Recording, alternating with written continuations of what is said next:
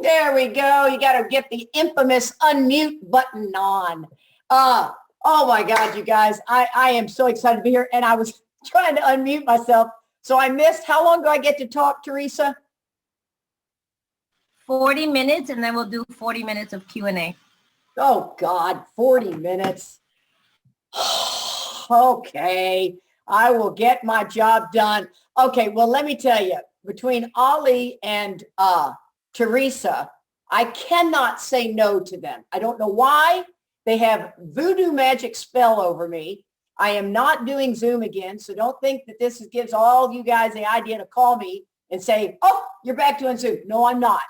These two, I cannot say no to. I don't know why. They have some sort of spiritual hoax over me, but I can't say no. So I'm doing this talk because I love these two. I love their idea. I love their enthusiasm. And it's an honor and a privilege to be here.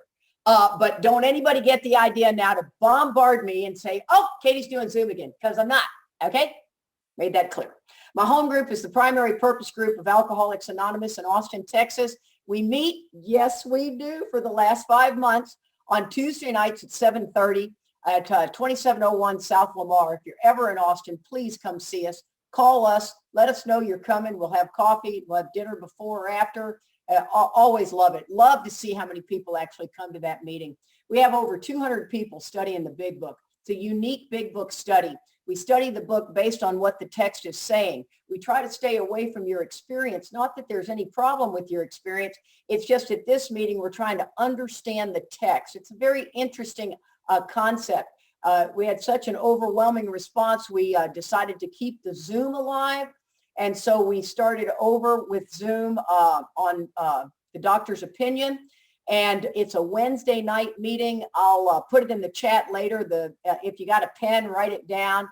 The Zoom number is 630-577-473. Tuesday nights, 7:30. I'm sorry, Wednesday night, 7:30 Central Standard Time, no password.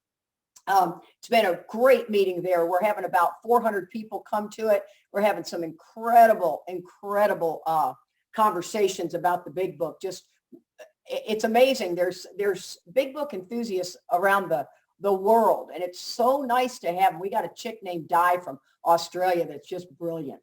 I'm a little bit like taking a drink out of a fire hose. My husband likes to say that. It's easier coming from him than from me. I'm a lot coming at you, and I like it. So there you have it. I also like to say I'm the vessel to help you get connected to the power. I am not the power. I don't know what boy you should date, what car you should buy, what job you should take. But I can tell you how to get connected to the power so you can hear the undeniable voice of God tell you what you should do, not what I should tell you. I'll give you the pros and cons, but let me tell you, that's what I love about this 11-step meeting. And I really wanted to talk about this attitude because it's so important. I got sober October 28th of 1984. I know pitiful, incomprehensible demoralization. I was 26 years old. I was a single mother, had a 5-year-old daughter. I drugged that poor little girl through places she had no business being. I was raised with values. I clearly had stepped outside of my values so far. I knew there was something deeply wrong. I really thought it was outside issues, some dry goods back in the 80s. Come to find out it was alcohol. Nothing happened without alcohol for me. So really the simplest way to qualify myself is when I start, I can't stop, and I can't stop starting. That's what makes me alcoholic. It's a very important piece of information that we do need to know, but that's it. The thing about this meeting that I love so much is everybody's take on step 11. Now, here can be the hiccup, though, is I think people are desperately searching for the God of their understanding in the rooms of Alcoholics Anonymous. But if all I'm going to talk about is the 11th step, you're missing the first 10 steps. And those are crucial steps to talk about, right? So 10 and 11 have very clear-cut directions in the book. But if you haven't got a grasp of what the inventory process is about, if you haven't got a grasp of what that third step is trying to wake us up to, if you don't have a grasp of the first step, right, the allergy, the mental obsession, well, we're just kind of going through the motions and you're trying to get connected to this power, but you're blocked. I think it's really clear to me There's a lot of people in Alcoholics Anonymous that are blocked. Zoom's opened up such an array for me to talk to people. I was blocked for 17 years. You can run on self-reliance for a long time. And this is going to shock you. I never got arrested. I know. I can't even believe it. I should have gotten arrested. There's 3 events that I should have been arrested in, but I got away before the police came because I'm good at that.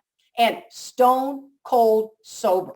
And that's what I want to talk about. I like to talk about the problems in Alcoholics Anonymous, or the problems with recovery, not all the great glorious things that happen. Those are wonderful. But if you're on this Zoom meeting and you're not feeling it, well, get ready. I'm getting ready to explain to you why that is, right? The book implies trouble, gives tons of warnings. On page 25, blotting out our intolerable situation the best we can or accept spiritual help.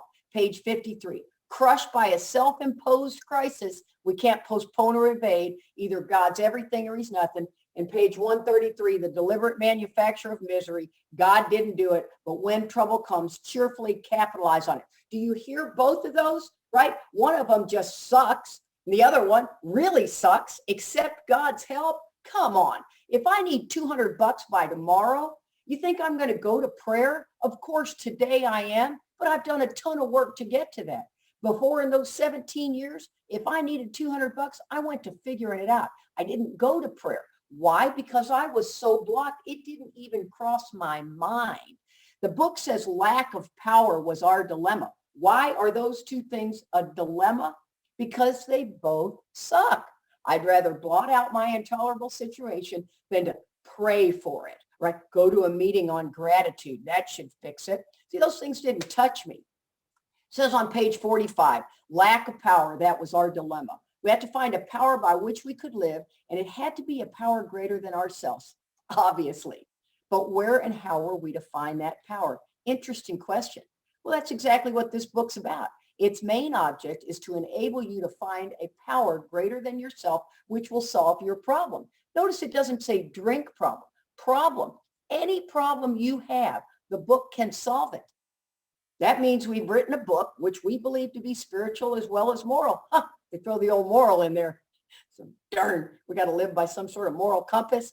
And it means, of course, that we're going to be talking about God, right? I swear, sometimes Charlie and I crack up. My husband, Charlie Parker, he cracks me up because we always say, oh, we're going to talk about God. That might run off the newcomer. What about the not drinking? I think the not drinking is going to disturb the newcomer a little bit more than the God thing, right?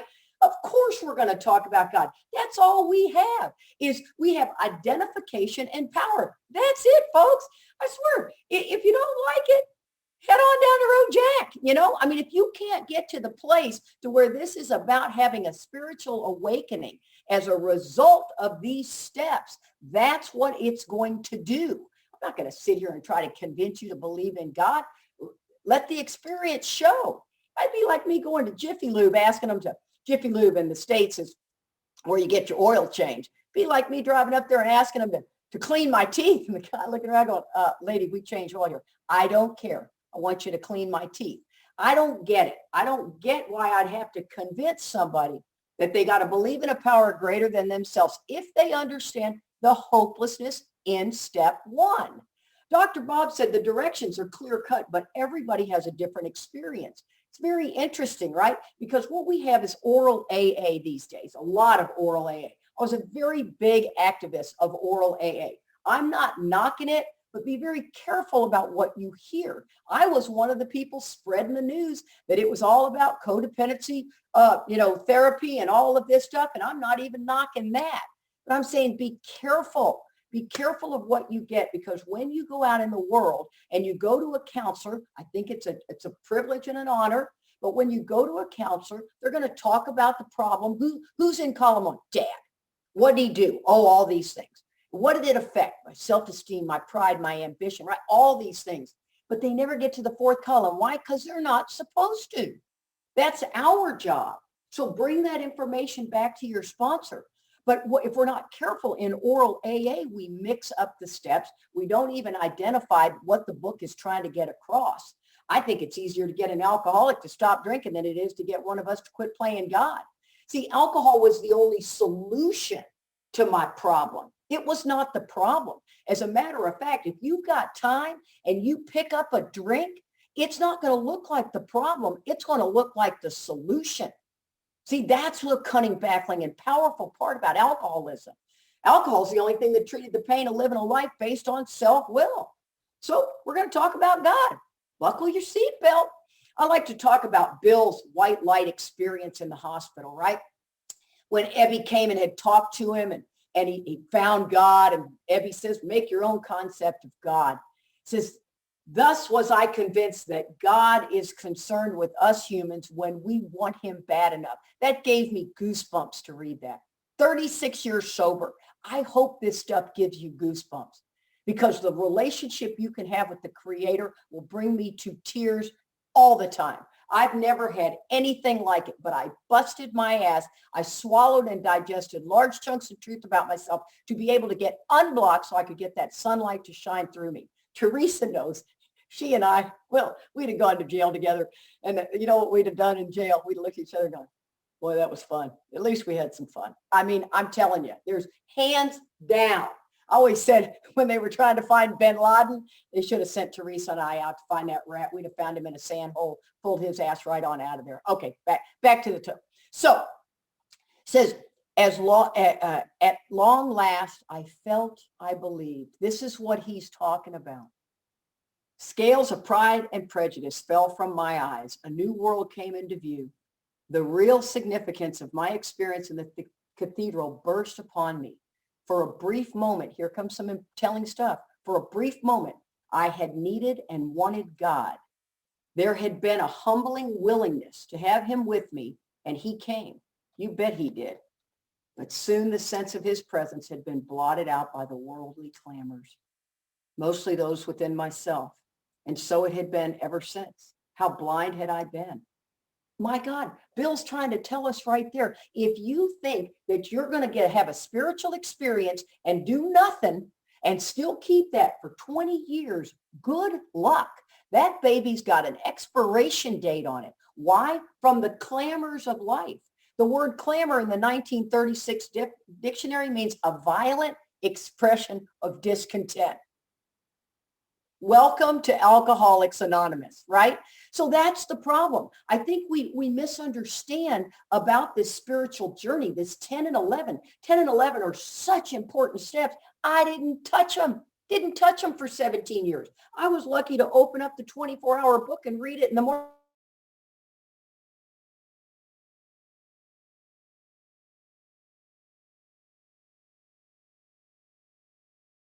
If you continue to do 10 and do this inventory. Oh, it says my internet connection is unstable.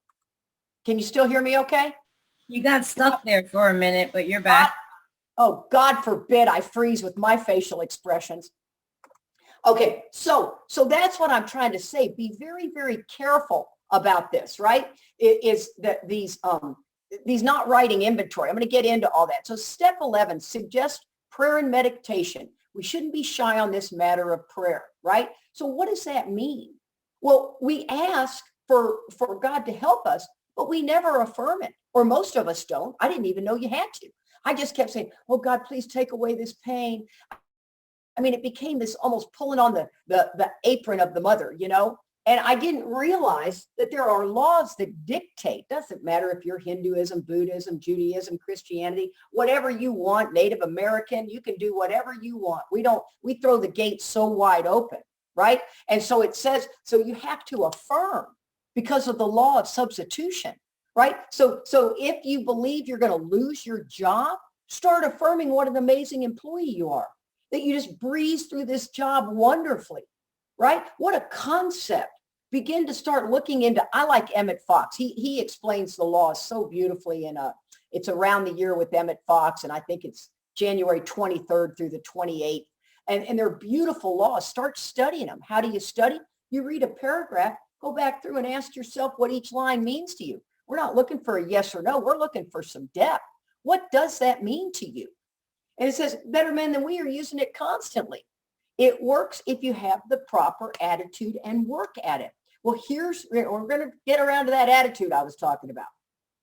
It'd be easy to be vague about this matter. yet we believe we can make some definite and valuable suggestions. You bet your butt we can. Continue seeking. Most everybody on this Zoom tonight is a deep seeker. I mean, I remember when I was in the 7th grade, we did a lot of LSD seeking, and we'd go to revivals. Isn't that where you should go when you drop some acid? I know I don't ever talk about that, but that just made me think about that. It says, with this attitude, you cannot fail. Where is that in the book? Page 55 says, yet we have begun to see another kind of flight, a spiritual liberation from the world, people who rose above their problems. This is trying to get us to see, when you go to a meeting, you get hope, right? Because you see people coming out of this. Oh, don't be fooled. If too many people are coming out of this darkness and you're not, it will work against you, right? We see this all the time in AA. Miracles, talks, miracle after miracle. They said God made these things possible and we only smiled. Why? Because he's not doing it for me. Yeah, good luck. Best of luck to you. You know, an example would be a sponsee's doing better than you are. You know, God, that's not fair. I haven't had a relationship in 4 years and every sponsee I have is walking down the aisle, right? You know the drill. This is what it's trying to wake us up to. We had been spiritual released, but like to tell ourselves it wasn't true. Nah, not for me. God's not going to do it for me. He does it for everybody else, but he doesn't do it for me. Oh, I'm getting ready to tell you why you got that verbiage going on in your head. Actually, we were fooling ourselves, for deep down inside every man, woman, and child is the fundamental idea of God. It may be obscured by calamity, by pomp, by worship of other things. What do you mean by that? Well, workaholism. Everybody wants to stick the word ism on the end of everything. We, in this meeting, suffer from alcoholism. We qualify for every goddamn 12-step program out there, but you don't need 9 other 12-step programs. You need to treat your alcoholism, and God will take care of all your problems. Oh, I know that gets some people's butt puckering, but I'm saying it because what you'll do is you'll go to these other programs and you will manage that. That's not what it's about. You got one program. You are lucky. You hit the lottery being alcoholic.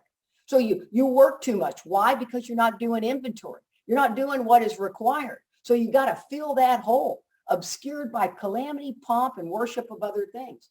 You gamble. You overeat, sex, pornography, have more children, get deeply involved in your kid's life. You name it. If you're out there sponsoring the world, you will see what we all do. But in some form or other, it's there, right? Deep down inside every man, woman, and child. For faith in a power greater than ourselves and a miraculous demonstration of that power in human lives are facts as old as man himself. We finally saw that faith in some kind of God was a part of our makeup.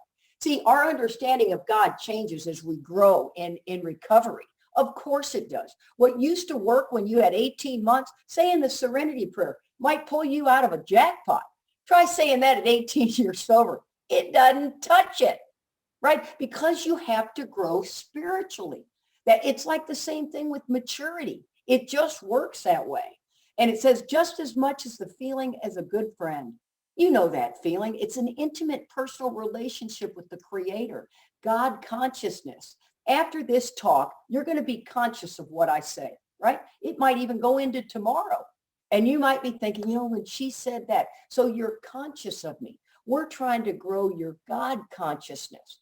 Now, once again, like I said, you can do that through meditation. Meditation is beautiful. Silent meditation, if you do that, is great. I don't. I do a verbal meditation. Silent just doesn't float my boat.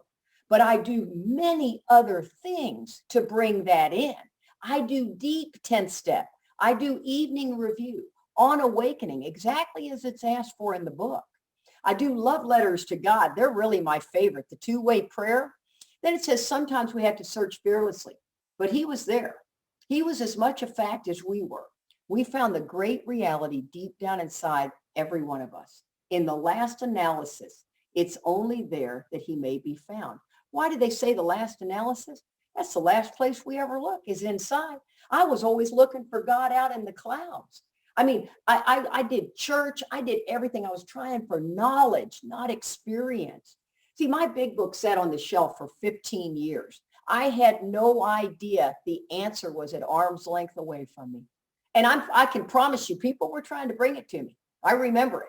And I was like, yeah, no, see, you don't understand. That doesn't have the answers. I'm going out here because we are blind to it. The same thing about God, deep down inside every one of us. But we are completely blocked by that calamity, right? That other things are constantly blocking us. It was so true with us, right? Here's the attitude. We can only clear the ground a bit. Okay, fair enough. Don't think you're going to just get it all away and bada bing, bada boom. There's the spiritual experience. Hallelujah. Stick it in your pocket and go on. That baby has an expiration date. Every spiritual awakening has an expiration date. And let me tell you, a spiritual awakening does not feel good. It's the enlightenment that does. Spiritual awakening is swallowing and digesting large chunks of truth about ourselves. It's all about subtraction, not addition. It says, so if we can only clear the ground a bit, if our testimony helps sweep away prejudice, that's what we agnostics is talking about. Prejudice, our prejudgment of everything.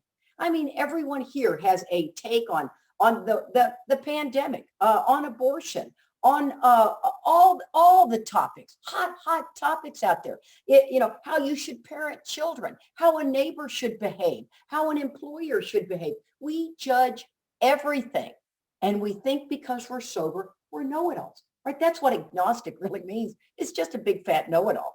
I mean, don't you ever remember when you were a kid, people think, you're such a know-it-all. I think, I know, I am.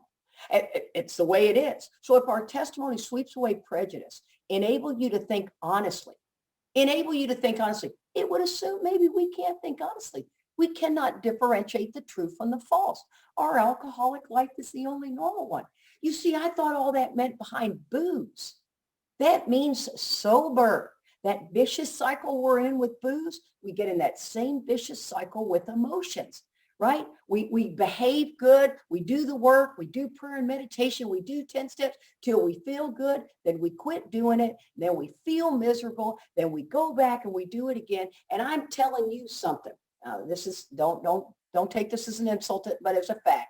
The majority of folks in Alcoholics Anonymous don't get out of that vicious cycle till they're about 20 years sober.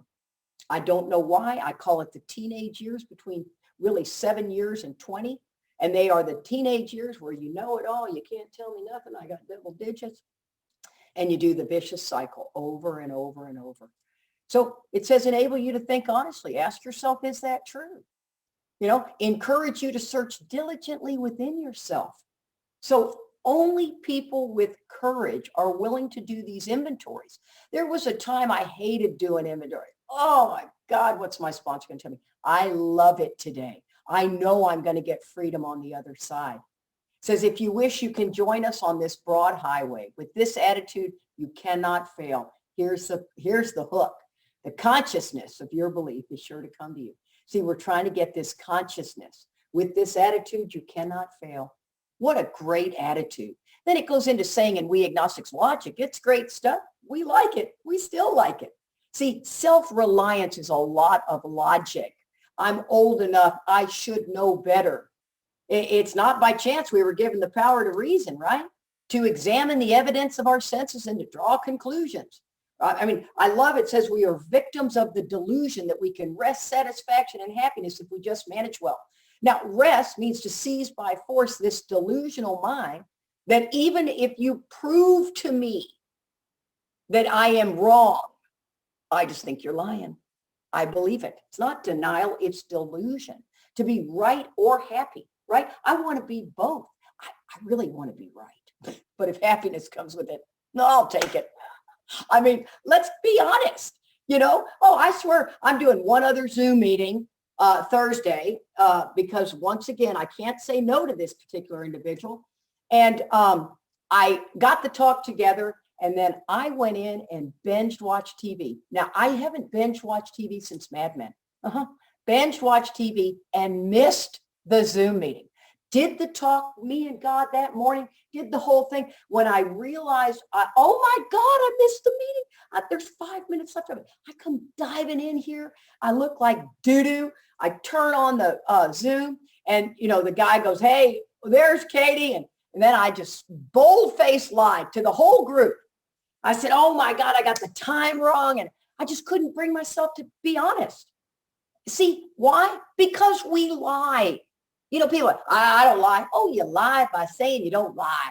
You scare me bad enough, a lie will shoot out of my mouth. Now, when I go to that meeting on Thursday, I will tell them, I'm not going to tell them why I missed it. It's not necessary. What's important is that I lied to that group. See, that's what's important. Okay, back again. Okay, so it says, this is one of man's magnificent attributes, this reasoning. Well, if they understood why I did it, they might have mercy on me. Whatever. It says, we agnostically inclined would not feel satisfied with a proposal which does not lend itself to a reasonable approach and interpretation. Doesn't that sound like a bunch of big old fat words? I'm not the strongest when it comes to education. So what does that mean? Well, say you got a problem. You go ask 10 people in AA because you are deeply looking for human aid to fix it. How do I know all this? Because I've done it all. Everything I'm saying, I've done. So we go ask 10 people and then we let that logic, that mind of reason figure it out. Now, let me tell you what you should be doing is write inventory so you can find out the truth. Write a fear inventory. Write a resentment inventory. Write a conduct inventory. Emphasis on sex, fine. But a conduct inventory is what the sex inventory turns into when you, I'd like to say, get your sex life in order, right? Then it says, remember, deep down inside is the undeniable voice of God. It's just blocked by the calamity, right? The clamor of the world. So think about that. Self-reliance failed us. That where do we understand all this? I think it starts in the third step, right? That second surrender. People call it emotional sobriety. I don't care what you call it, but you got to understand the third step. So when somebody calls me and they're in a real jackpot, I always say, well, what's the third step mean to you? And they always say, I turn my will and my life over to the care of God as I understood him. Almost all the time, they will quote off the wall, right? The step off the wall. What's the 10 step? Continue to take personal inventory. What are the directions in the inventory? Right? This is what's important. You have to take that attitude and ask yourself, how much do you really know? Or how much do you believe you know? And so what the third step means to me is I was working a program based on the abstinence of alcohol. I did not understand that selfishness and self-centeredness were the root of my trouble because you see, I was voted most likable 4 years in a row in high school. Clearly, I am not self-centered. Now, Charlie Parker was my best friend for 20 years. Wowza. He was screaming self-centered. He obviously got that bullet, but I didn't. Missed the whole thing. Didn't even understand that part of it. I thought it meant only when I was drinking.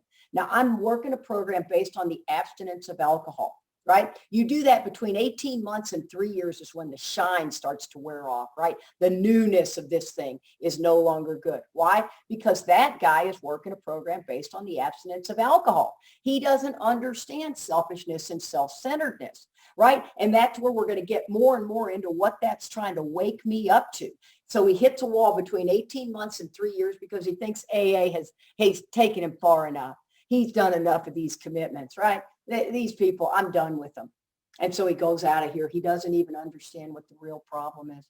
He hits another wall. If he stays sober, he hits another wall between 3 and 5.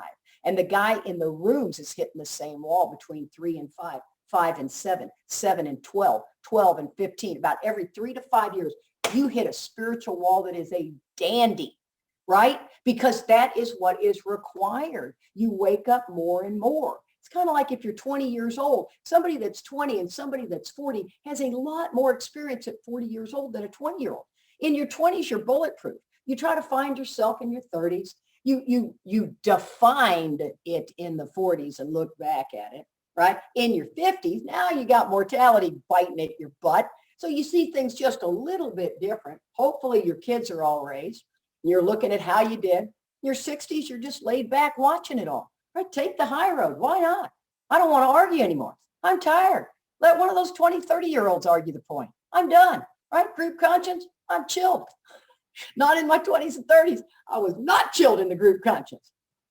So this selfishness and self-centeredness that we think is the root of our troubles. We are driven by 100 forms of fear, self-delusion, self-seeking, and self-pity. We step on the toes of our fellows and they retaliate. Oh, don't they ever, right? Sometimes they hurt us, seeming without provocation, but invariably we find that we've made a decision based on self that later placed me in a position to be hurt. See, I don't even know, because I'm a victim of my own mind. I don't even know that I made that decision till I do the inventory. Then or make the call. The 10-step call may not be written out. I may just call Marty, and then she just kind of does this fact-finding mission, and she nails me. And all of a sudden I go, I remember clearly making that decision. I had no idea until we start going back and re-examining it.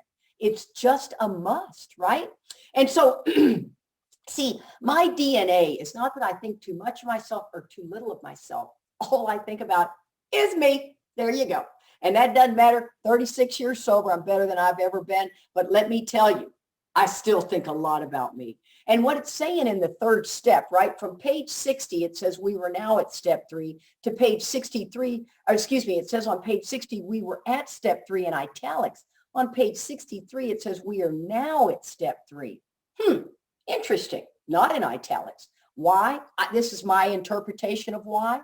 I think they're getting ready to show me the many different ways that self shows up. And on page 63, the prayer is the affirmation of the decision that I now understand the many different ways that self shows up. And I'm going to ask God to help me from the bondage of self, right? Yes, it's interesting, isn't it? So it says that on page 60, the first requirement is that I got to be convinced that any life run on self-will can hardly be a success, whatever. I mean, I'm telling you what, guys, self-reliance didn't fail me. I could give you a host of things. I left home at 15. I got through high school. I got a lady to rent me a house. I knocked on doors to get work.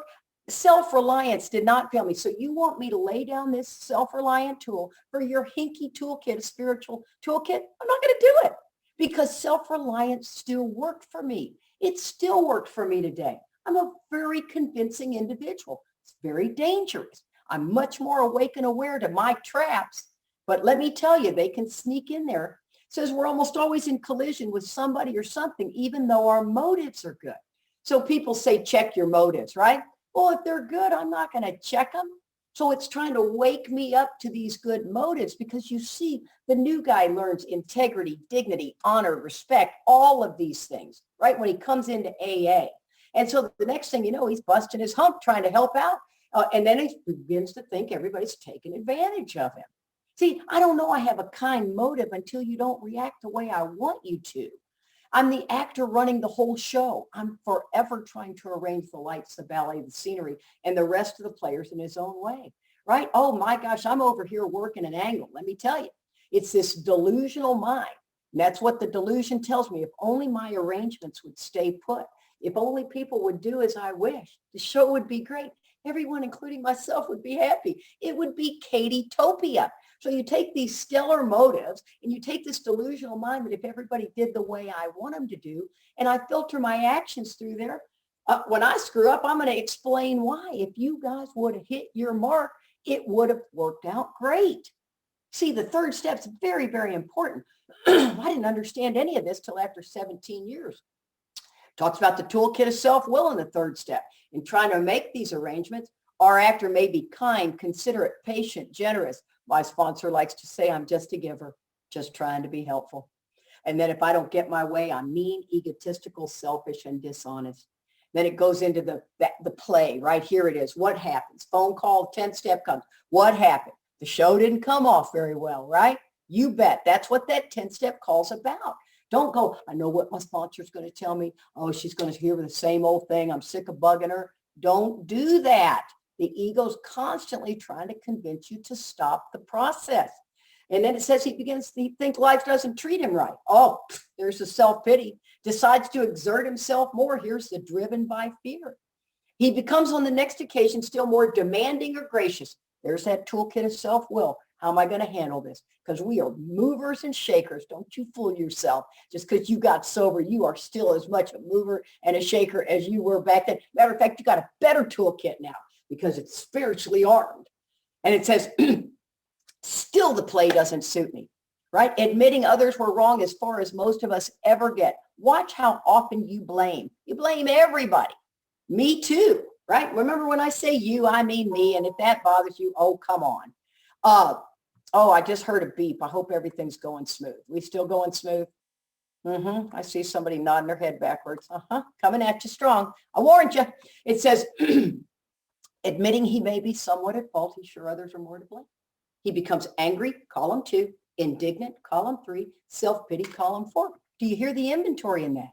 It's constantly trying to wake us up. I don't care if you have a high-end problem. A problem to a drunk is a problem. You know, somebody goes, well, you'd have gone a mile for a drink. Whatever. That doesn't touch me. So what's his basic trouble? Is he really not a self-seeker even when trying to be kind, right? That people pleaser, you know, what's yours an approval sucker. I always say, let's bring all the people in that you've pleased and ask them, how happy are you with Katie Parker? Oh, she's kind of bugging me, right? So I'll constantly remember, I'm the kind of person, I'll kill both of us, right? Says, isn't it evident to all the rest of the players that these are the things he wants, and don't his actions make each of them wish to snatch and retaliate everything they can out of the show?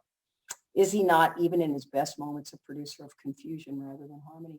Goes into the beautiful thing about, so our troubles are basically of our own making. You bet they are. You know, the 12 and 12 kind of uses a different take on that. I get a little leery because it talks about it's a spiritual axiom if I'm disturbed. But the rest of it looks like I got to forgive a lot of people for being idiots. Well, it's a little dangerous for the alcoholic. Our troubles are basically of our own making. So if I want to be free, the problem's got to be me. They arise out of ourself, and the alcoholic is an extreme example of self-will run riot, though he usually doesn't think so. Says we can't reduce our self-centeredness much by working on our own power. See, so I can't all of a sudden go, oh, then I am going to be less self-centered. It doesn't work that way, right? Self-knowledge or awareness is important to see what's driving me. My values, my old ideas, where do they show up? In a third column of a 4-column resentment inventory. My self-esteem, my pride, my ambition, my security. These are all my old ideas are driven by that. In a fear inventory, wherever self-reliance is, I don't care if you call it second column, third column, don't even do columns, wherever self-reliance is. And then in the conduct inventory, it's all over it, right? Bitterness, suspicion, jealousy. It's everywhere. If you scare me bad enough, I go into self-reliance. I don't go into God reliance. And then it goes into the beautiful connection in that third step that says, we have to quit playing God. Why? Because it didn't work.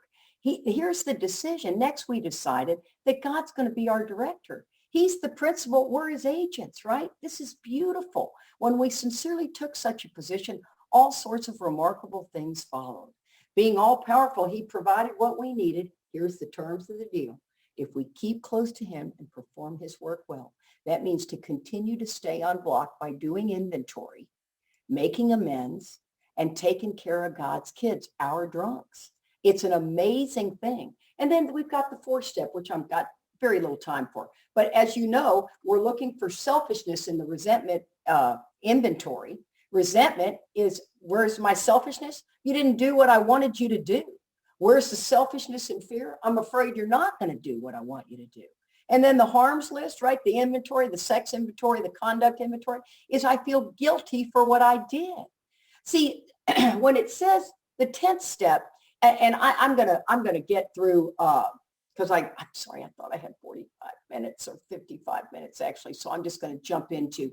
So I think a lot of people don't understand 6 and 7, and I think they go to the 12 and 12. If that helps you, fine. I believe we just spent 75 pages pulling up inventory and getting Katie Parker, exactly how Katie Parker shows up with Charlie Parker, exactly how Katie shows up with the neighbor, exactly how Katie shows up with her kids. I am very clear the way I show up. Is it objectionable to me?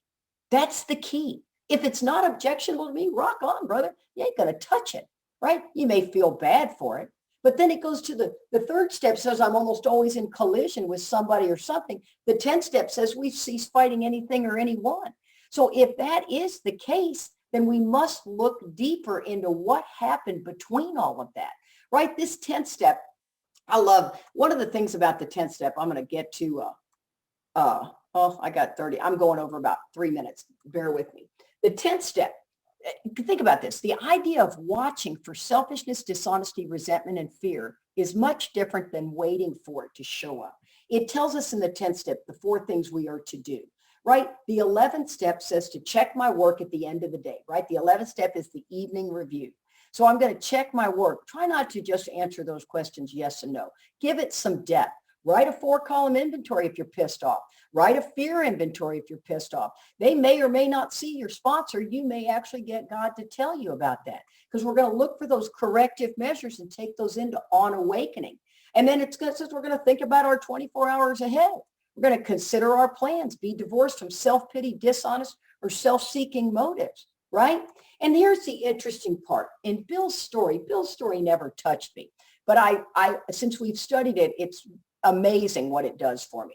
It says, at the hospital, I was separated from alcohol for the last time. There, I humbly offered myself to God as I then understood him. That's that spiritual growth, right? Because it says, as I then understood him. It's trying to let us know that this relationship with God is ever changing. Hopefully it is. Remember, we talked about experience and maturity. It says, to do with me as he would. I place myself undeservedly under his care and direction. I have not had a drink since. I was to test my thinking by my new God-conscious, not thought life, but God-conscious life, right? The 11th step tells us to pause when agitated or doubtful. Pause, ask, remind, and say. Crucial. That is a gift, a 2-second spiritual gift. I'm more doubtful than I am agitated. It says common sense would thus become uncommon sense. God's going to explain, it goes on to explain the rest of the steps in Bill's story. My friend promised when these things were done, I would enter upon a new relationship with my creator. I personally love calling God of my understanding, my creator. That I would have the elements of a way of living which would answer all my problems. Belief in the power of God, plus enough willingness, honesty, and humility, think of all 3 of those things, to establish and maintain the new order of things were essential requirements. This is huge, guys. In order to be honest, I got to run it past my sponsor so she can help me be honest, because by nature, I can't differentiate the truth from the false. I can't see a picture when I'm in it. I must turn in all things to the Father of light who presides over all of us. While I laid in that hospital, the thought came to me that there were thousands of hopeless alcoholics who might be glad to have what I have been so freely given. Perhaps I could help some of them. They, in turn, would help others. This is what we're talking about, God. Guys, I thank God and I thank Bill Wilson. It's been an honor and a privilege to be here. Thank you very much.